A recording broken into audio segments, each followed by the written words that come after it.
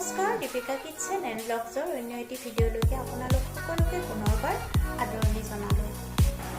আজি আপোনালোকৰ বাবে লৈ আহিলোঁ অতি সহজতে বনাব পৰা মালপোৱাৰ ৰেচিপি। আমি সকলোৱে বনাব জানো, তথাপিতো মই বনোৱা পদ্ধতিটো আপোনালোকক শ্বেয়াৰ কৰিলোঁ। আশা কৰোঁ আপোনালোকে ভিডিঅ'টো চাই ভাল পাব, আৰু যদিহে ভাল পায় তেন্তে ভিডিঅ'টোত লাইক, কমেণ্ট, শ্বেয়াৰ আৰু চেনেলটো ছাবস্ক্ৰাইব কৰি কাষতে থকা বেল আইকনটো অন কৰি থ'বলৈ একেবাৰেই নাপাহৰিব। তেন্তে আহকচোন ৰেচিপিটোৰ মাজলৈ যাওঁ।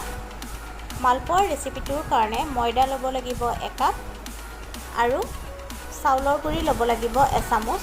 সোৱাদ অনুসৰি অলপমান নিমখ আৰু জোখমতে অলপমান চেনি দি দিব, আৰু গাখীৰ দিব লাগিব 1 কাপ, আৰু লাগিলে ব্যৱহাৰ কৰি প্ৰথমতে 1 কাপেৰেই ভালকৈ ফেটি লওঁ। ভালকৈ ফেটিব লাগিব,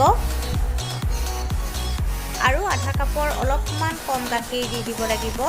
দি পুনৰ ভালকৈ ফেটিব লাগিব।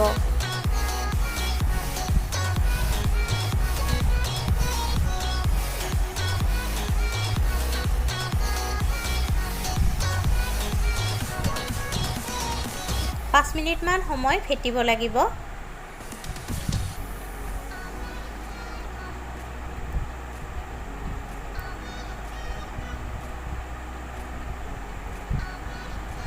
ঠিক এনেকুৱা ধৰণৰ হ'ব লাগিব।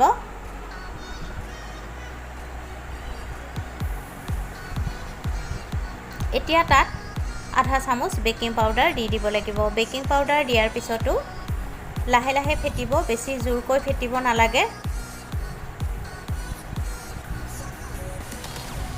বেকিং পাউডাৰ দিয়াৰ পিছত 1 মিনিটমান ফেটি ল'ব। এয়া মালপোৱা বনাবৰ কাৰণে মিশ্ৰণটো ৰেডি হৈছে। এতিয়া কেৰাহী গৰম কৰি ৰিফাইন অইল দি দিব লাগিব, আৰু তেলখিনি ভালকৈ গৰম হ'বলৈ দিব।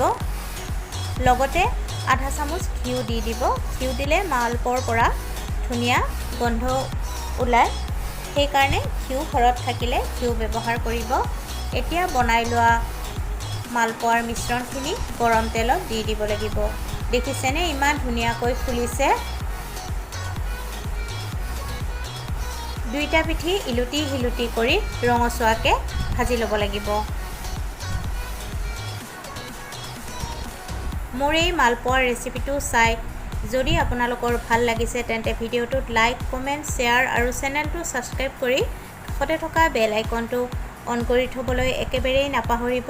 আৰু ভিডিঅ'টো আপোনালোকে সম্পূৰ্ণ শেষলৈকে চোৱাৰ বাবে আপোনালোকক বহুত বহুত ধন্যবাদ জনালোঁ। এয়া দেখিছেনে মালপোৱাটো কিমান ফুলিছে। ঠিক তেনেকৈ আটাইখিনি মালপোৱা আপোনালোকে ভাজি ল'ব। পুনৰ উপস্থিত হ'ম আন এটি ৰেচিপি ভিডিঅ'ৰ সৈতে। আজিলৈকে আহিলোঁ, ধন্যবাদ।